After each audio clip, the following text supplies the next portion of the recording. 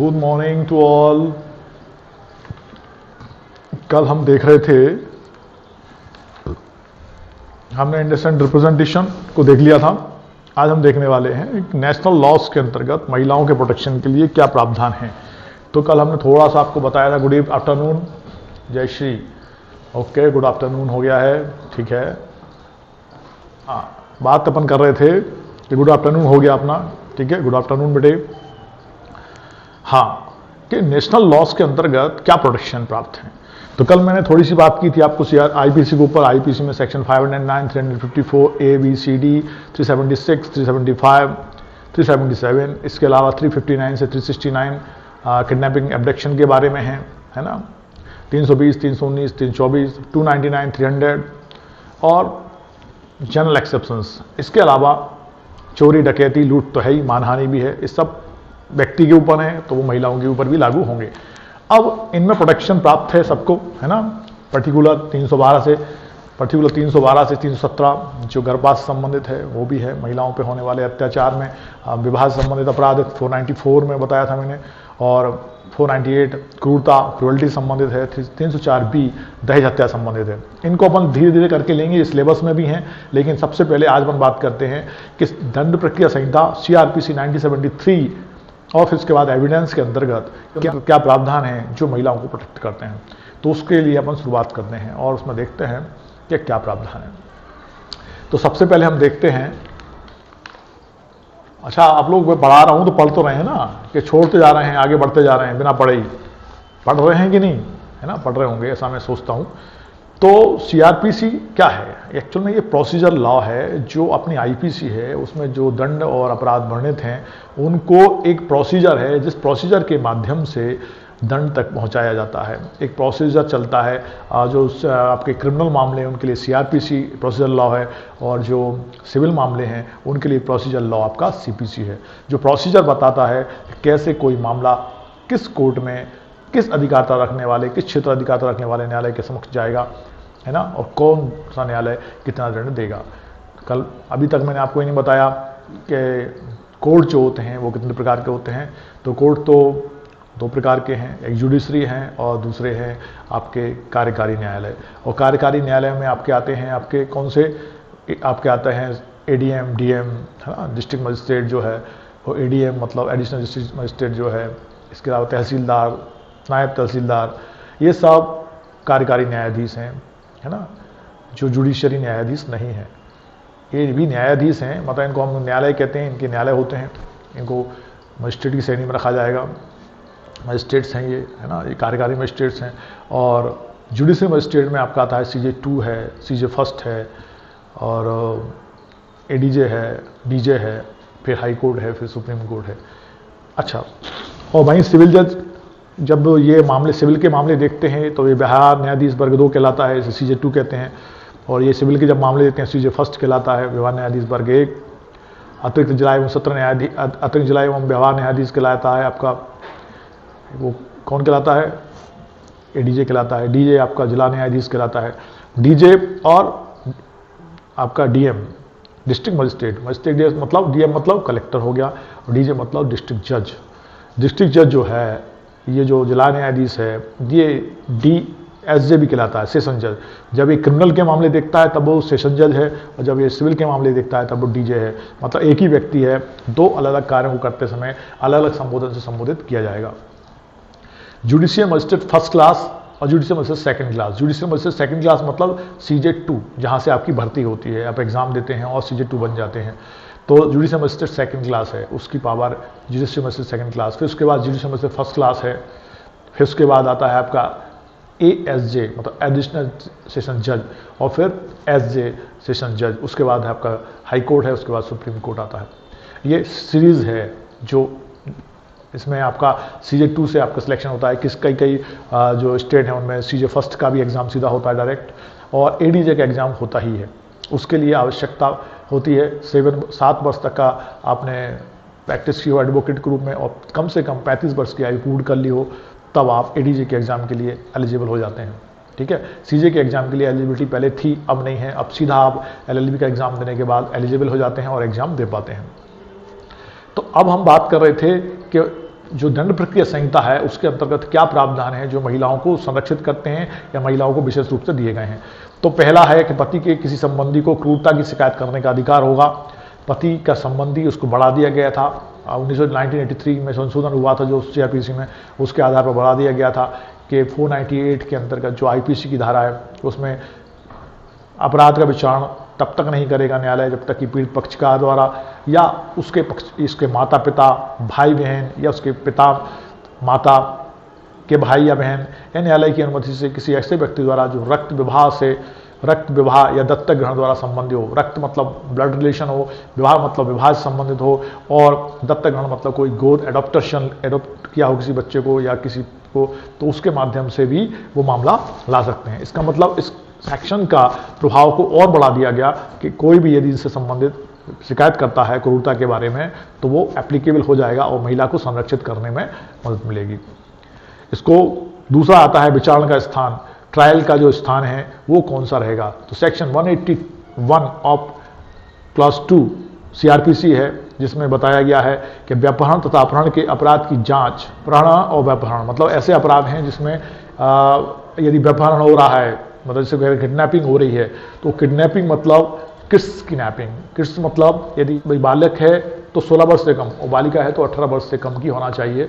उसको यदि संरक्षण के किसी व्यक्ति के संरक्षण में है और उस वहाँ से वो इसके बिना अनुमति से बेईमानीपूर्वक ले जाता है तो वो आपका क्या हो जाएगा, व्यापहरण होगा, जिसे हम किडनैपिंग कहेंगे। अपहरण किसी भी उम्र के व्यक्ति का हो सकता है और कहीं से भी हो सकता है, उसमें दोनों शामिल हो जाते हैं।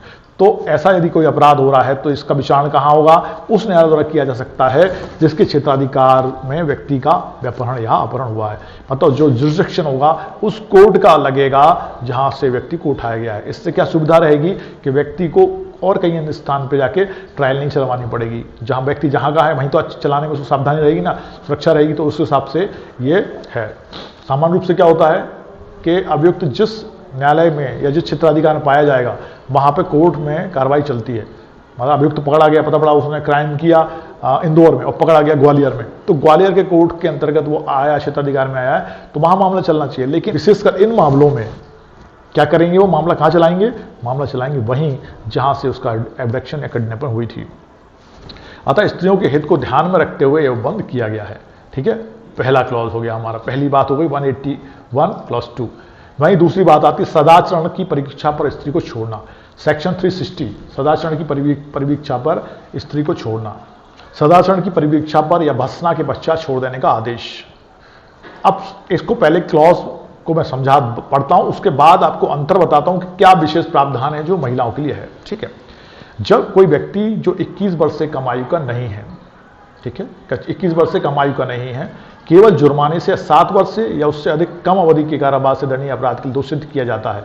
कितना, 7 वर्ष या उससे कम अवधि के कारावास से दंडित किया गया है या जुर्माने से, अथवा जब कोई व्यक्ति जो 21 वर्ष से कम आयु का है या कोई स्त्री ऐसे अपराध के लिए जो मृत्यु या आजीवन कारावास से दंडनीय नहीं है। ध्यान रखना, 16 वर्ष से कम है और स्त्री है लेकिन वो मृत्युदंड या आजीवन कारावास से दंडनीय नहीं है, दोष की जाती है और अपराधी के विरुद्ध कोई पूर्व दोष सिद्धि साबित नहीं की गई है, ना तो पहले से कोई पूर्व दोष सिद्धि है, मतलब पहले से वो अपराधी नहीं है, तब यदि उस न्यायालय को जिसके समक्ष उसे दोष सिद्ध किया गया है अपराधी की आयु मतलब उम्र, शील मतलब उसका चरित्र या पूर्वव्रत को और अन्य परिस्थितियों को जिनमें अपराध किया गया है ध्यान में रखते हुए प्रतीत होता है कि अपराधी को सदाचरण की परीक्षा पर छोड़ देना समाचीन है, तो न्यायालय उसे तुरंत कोई दंडादेश दिए हुए बना उसको छोड़ देगा।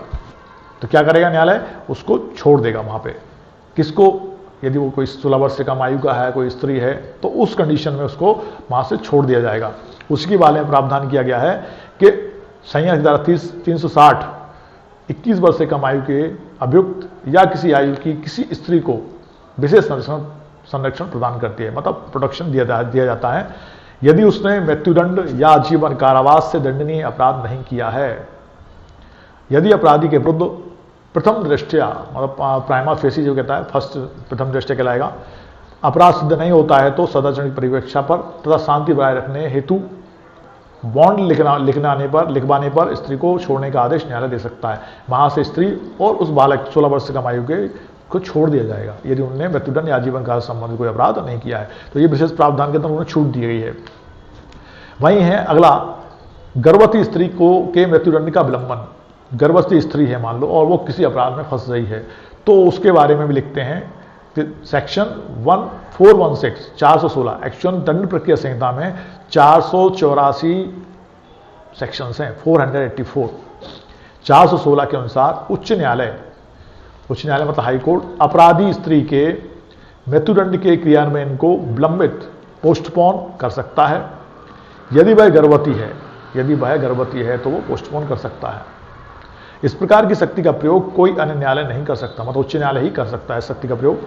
इसके अतिरिक्त धारा 415 के अनुसार यदि उच्च न्यायालय उचित समझे तो मृत्युदंड को आजीवन कारावास में बदल सकता है। 416 के अंतर्गत ही मृत्युदंड को आजीवन कारावास में बदल देगा। आपने ये कहाँ पे देखा है इसको? आपने देखा होगा जो राजीव गांधी हत्याकांड हुआ था, उसमें जो अभियुक्त थे, तो उसमें एक महिला गर्भवती हो गई थी, तो उनको मृत्युदंड को आजीवन कारावास में कन्वर्ट कर दिया गया था। अगला आता है गैर जमानती अपराधों में स्त्री अपराधी की जमानत। गैर जमानती अपराध मतलब जो नॉन अवेलेबल ऑफेंसेज हैं। नॉन अवेलेबल ऑफेंसेज मैंने कल आपको बताया था। गैर जमानती मतलब ऐसा नहीं कि उसकी जमानत होगी नहीं, गैर जमानती मतलब जिनकी जमानत सिर्फ न्यायालय से होगी। जमानती मतलब जिनकी जमानत है पुलिस थाने से भी हो सकती है। तो गैर जमानती अपराधों में स्त्री अपराधी की जमानत सेक्शन 437 के अंतर्गत गैर जमानती अपराध के मामले में किसी अभियुक्त को जमानत पर छोड़ने की शक्ति प्राप्त है, परंतु मृत्युदंड आजीवन कारावास से दंडनीय अपराध में जमानत पर नहीं छोड़ेगा। इस नियम के अपवाद का उल्लेख करती है कि इस धारा के अनुसार मृत्युदंड आजीवन कारावास दंडनीय अपराध में भी स्त्री को जमानत पर छोड़ा जा सकता है। मतलब न्यायालय चाहे तो उस स्त्री को भी ऐसे गंभीर अपराध की दशा में भी जमानत पर छोड़ सकते हैं। ठीक है, अब विशेष प्रावधानों की बात करेंगे हम, जो स्पेशल प्रोविजंस हैं उनके बारे में बात करेंगे। सेक्शन 46(4) कह रहे हैं गिरफ्तारी कैसे की जाएगी, उसके बारे में प्रावधान है। तो सामान्य रूप से जो किया जाता है वो बता देता हूं पहले। गिरफ्तारी करने में पुलिस अधिकारी या अन्य व्यक्ति जो गिरफ्तारी कर रहा है, गिरफ्तार किए जाने वाले व्यक्ति के शरीर को वस्तुतः छुएगा या परिरुद्ध करेगा। उसको क्या करेगा? छू के पकड़ के उसको बांध लेगा। टॉपिक है वुमेन इन क्रिमिनल लॉ का national laws for protection of women. Women के प्रोटेक्शन के लिए नेशनल लॉज जो हैं उसके बारे में बात कर रहे हैं। यूनिट 2 का लास्ट पार्ट चल रहा है। ठीक है, शरीर को वस्तु छुएगा तो उसके वचन या कर्म द्वारा अपने को विरक्षा में समर्पित ना कर दिया गया हो। मतलब कोई व्यक्ति जिसको हम गिरफ्तार करने गया है पुलिस अधिकारी, यदि वो अपने आप को मन वचन कर्म से समर्पित नहीं कर देता है तो पुलिस अधिकारी इसको पकड़ेगा, छुएगा और बांध भी देगा। परंतु जहां किसी स्त्री को गिरफ्तार किया जाना है वहां तब तक की परिस्थितियों से इसके विपरीत उपदर्शित ना हो, गिरफ्तारी की मौखिक सूचना पर अभिरक्षा में उसके समर्पण कर देने की अवधारणा की जाएगी। जब तक की परिस्थितियों से अन्यथा अपेक्षित ना हो तब तक पुलिस अधिकारी महिला ना हो तब तक पुलिस अधिकारी महिला को गिरफ्तार करने के लिए उसके शरीर को नहीं छुएगा। मान लो पुलिस महिला को पकड़ने गए हैं और सामान्य परिस्थितियां हैं, डिफरेंट परिस्थितियां नहीं है, सब कुछ अनुकूल है, तो वहां पे कोई पुलिस अधिकारी जो जेंट्स है किसी महिला को गिरफ्तार करने गया है तो उसको छुएगा नहीं। वहां महिला पुलिस अधिकारी होना चाहिए। असाधारण परिस्थितियों के सिवाय, मतलब असाधारण परिस्थितियों के सिवाय मतलब जब परिस्थितियां साधारण नहीं हैं, कोई स्त्री सूर्यास्त के पश्चात, मतलब सूर्य डूब गया है उसके पश्चात, और सूर्योदय से पहले, मतलब सूर्योदय के पहले और सूर्यास्त के बाद का जो समय है उस दौरान किसी भी महिला को गिरफ्तार नहीं किया जाएगा। यह सामान्य प्रावधान है। और जहां ऐसी असाधारण परिस्थितियां हो, ये साधारण परिस्थितियां हो गई, ऐसी असाधारण परिस्थितियां हैं कि ऐसी महिला है, बहुत क्रिमिनल है, बहुत खतरनाक है, कि उसको गिरफ्तार करना आवश्यक है, वो भाग जाएगी या वहां से छुप जाएगी या कहीं चली जाएगी, तो उस कंडीशन में वहां स्त्री पुलिस अधिकारी, जो वहां पे जो पुलिस अधिकारी है स्त्री, लिखित में रिपोर्ट करेगी। ऐसे प्रथम श्रेणी न्यायिक मजिस्ट्रेट के समक्ष, मतलब जुडिशियल मजिस्ट्रेट फर्स्ट क्लास के समक्ष उसके संबंध में सूचना देगी। पूर्व अनुज्ञा अभी प्राप्त करेगी, उससे वहां पे वो परमिशन लेगी जुडिशियल मजिस्ट्रेट फर्स्ट क्लास से, जिसकी स्थानीय अधिकारिता के भीतर अपराध किया गया है या गिरफ्तारी की जानी है। तो मतलब बिना उसकी अनुमति के जुडिशियल मजिस्ट्रेट फर्स्ट क्लास के वो पुलिस अधिकारी, स्त्री पुलिस अधिकारी भी सूर्योदय और सूर्यास्त के बीच के समय के बीच में किसी महिला को गिरफ्तार नहीं किया जाएगा। और गिरफ्तार कर रही है तो उसको आज्ञा लेनी पड़ेगी, और आज्ञा लेने के बाद वो उसको गिरफ्तार करेगी, उससे पहले गिरफ्तार नहीं कर सकते हैं। ये विशेष प्रावधान है महिलाओं के संरक्षण के लिए। वहीं इसमें ही दूसरा है सेक्शन 47 का 2। 47 का 2 क्या कहता है? उस स्थान की तलाशी जिसमें ऐसा व्यक्ति प्रविष्ट हुआ है जिसकी गिरफ्तारी की जानी है, मतलब प्रविष्ट होना है, तो वो प्रविष्ट होगा। सामान्य रूप से क्या नियम है वो देखो पहले।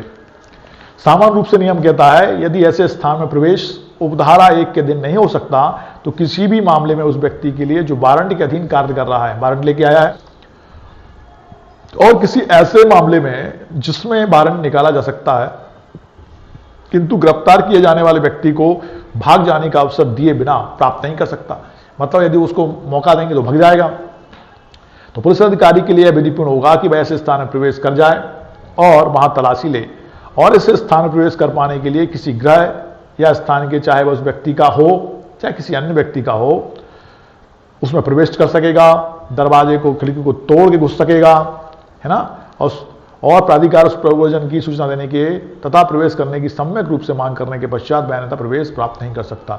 अदरवाइज वो प्रवेश नहीं कर सकता था, लेकिन वहां वो सूचना दे और तब तक तो व्यक्ति भाग जाए तो वो तोड़ के भी उसमें घुस सकता है, चाहे वो उस व्यक्ति का हो परिसर जिसको तलाशी लेनी है, या किसी अन्य व्यक्ति का हो, तो वो उसके दरवाजे को तोड़ कर घुस सकता है।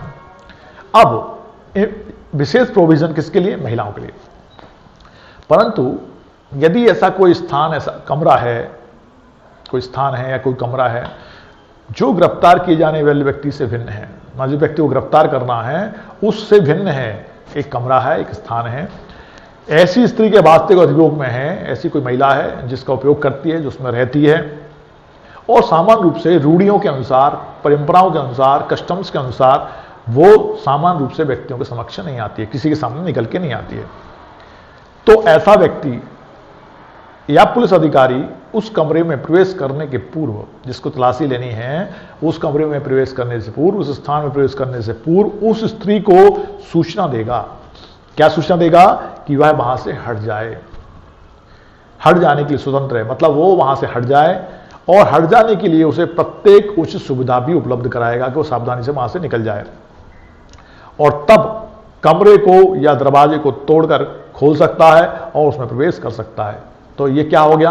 यदि स्त्री वहां पर रहती है या वहां पे कोई स्त्री है तो उसको प्रॉपर समय दिया जाएगा, सूचना दी जाएगी, वो हट जाए तब उसमें प्रवेश किया जाएगा। ये महिलाओं के सम्मान, उनकी मॉडेस्टी के अनुसार है और उसको बनाए रखने के लिए आवश्यक है। तो विशेष संरक्षण हमें कहाँ मिल रहे हैं? नेशनल लॉ के अंतर्गत मिल रहे हैं। ये क्या है? सीआरपीसी है।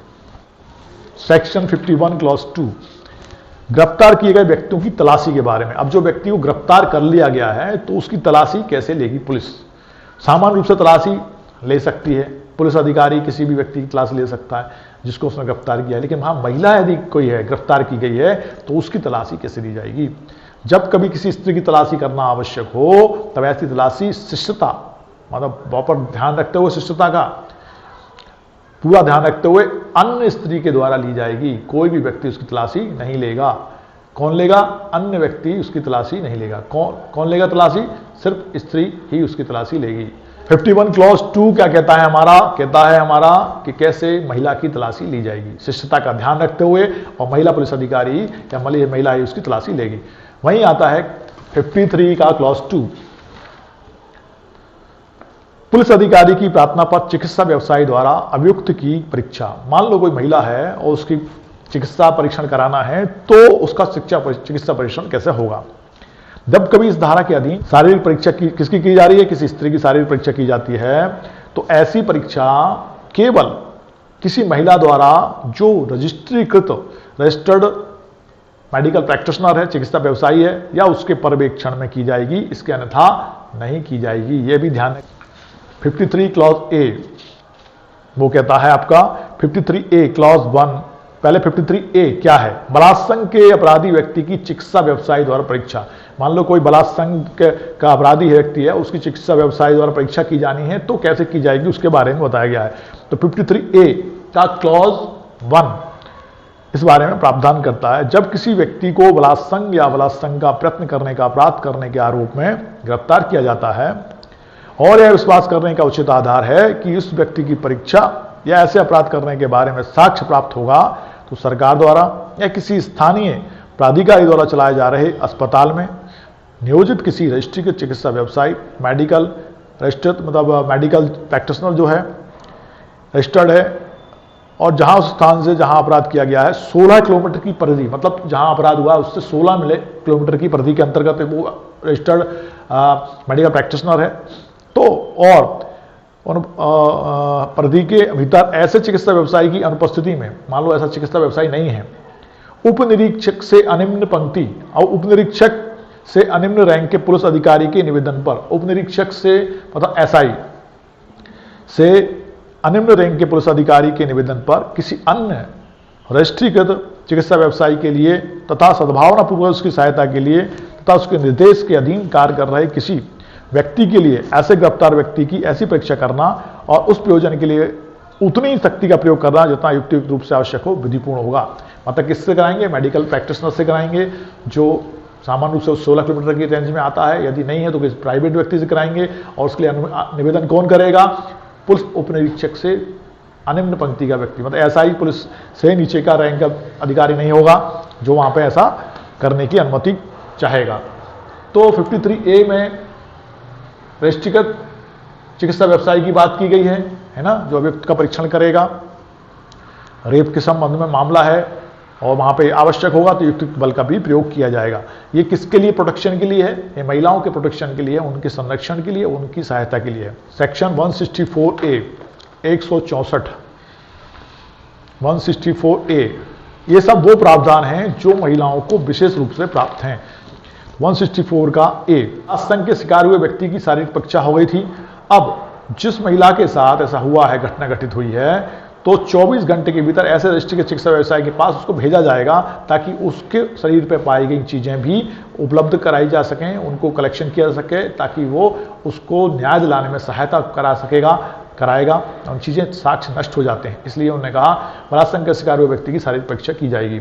क्लॉज 1 कह रहा है जहां ऐसे प्रक्रम के दौरान जब बलात्संग या बलात्संग करने का प्रयत्न करने के अपराध का अन्वेषण किया जा रहा है तो उस स्त्री के शरीर की जिसके साथ बलात्संग किया जाना या करने का प्रयत्न करना अविकथित है, मतलब जिसके बारे में कहा गया है कि इस महिला के साथ हुआ है, प्रयत्न हुआ है या महिला के साथ अपराध हुआ है, किसी चिकित्सा व्यवसायी से परीक्षा करना प्रस्तावित है, वहां ऐसी परीक्षा सरकार या किसी स्थानीय प्राधिकारी द्वारा चलाए जा रहे, किसी स्थानीय भी हो सकता है, पब्लिक वाला हो सकता है, क्या सरकारी हो सकता है, अस्पताल में नियोजित रजिस्ट्रीकृत चिकित्सा व्यवसायी मतलब मेडिकल प्रैक्टिशनर रजिस्टर्ड है जो, और ऐसे व्यवसायी की अनुपस्थिति में किसी अन्य रजिस्ट्रीकृत चिकित्सा व्यवसायी द्वारा ऐसी स्त्री की सहमति से उस स्त्री की सहमति ले ली जाएगी।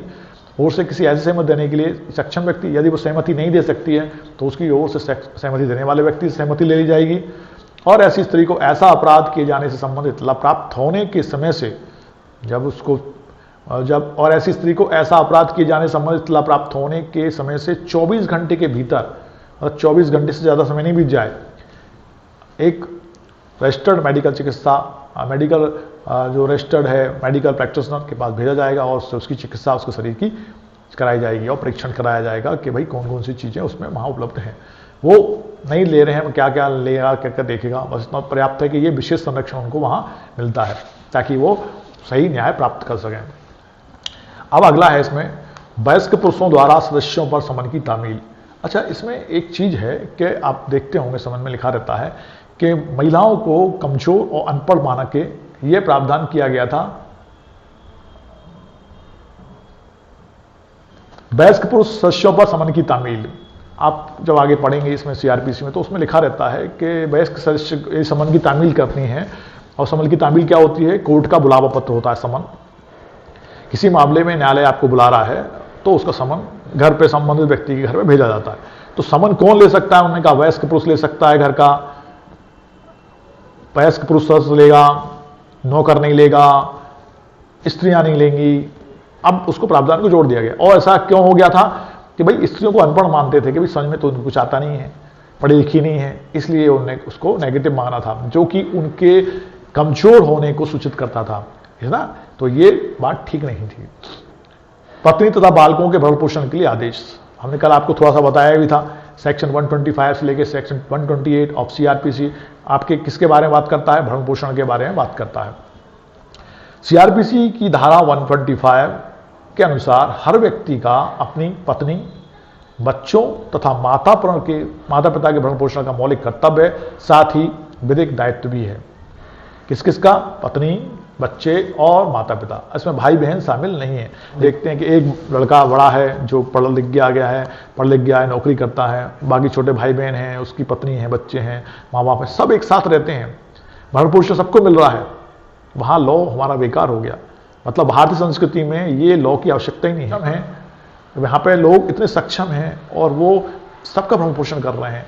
वहाँ पे छोटी छोटी बातें नहीं है कि हम तुम्हारा भरण पोषण नहीं करेंगे, लेकिन फिर भी कुछ लोग ऐसे हैं जो सब कुछ होने के बाद भी अपने माता पिता, अपने पत्नी और बच्चों का भरण पोषण नहीं करते हैं। तो वहाँ पे ये प्लस पॉइंट के रूप में आपका ये विधान है और वहाँ पे उनको संरक्षण प्रदान करता है कि यदि पत्नी है तो उसका भरण पोषण पति को करना है, माता पिता अपने बुजुर्ग हैं उनका भरण पोषण करना है, अपने बच्चे जो वयस्क नहीं हुए हैं उनका भरण पोषण करना है, बेटी जब तक वयस्क नहीं हो जाती है, विवाह नहीं हो जाता, तब तक उसको भरण पोषण करना है, बेटी के विवाह होने तक। और यदि कोई हैंडीकैप संस्थान है तो उनका भरण पोषण हमेशा करना है। ये प्रावधान आपको करना पड़ा कानून में, ताकि ऐसे लोग असंरक्षित ना रह जाएं, संरक्षित रहें। ठीक है, ये अभी सीआरपीसी के जो प्रावधान हैं वही हमारे चल रहे हैं, जो नेशनल लॉ के प्रोटेक्शन से संबंधित हैं। इसके आगे अपन कल चलेंगे, कल मिलेंगे, क्योंकि आज का टाइम खत्म हो गया है अपना। अपन कल मिलते हैं। इसके आगे ये क्या है, सीआरपीसी के अंतर्गत प्रोटेक्शन के वो कानून जो महिलाओं को विशेष रूप से प्रोटेक्ट करते हैं, विशेष रूप से संरक्षण प्रदान करते हैं। ठीक है, मिलते हैं कल। Good day, good bye.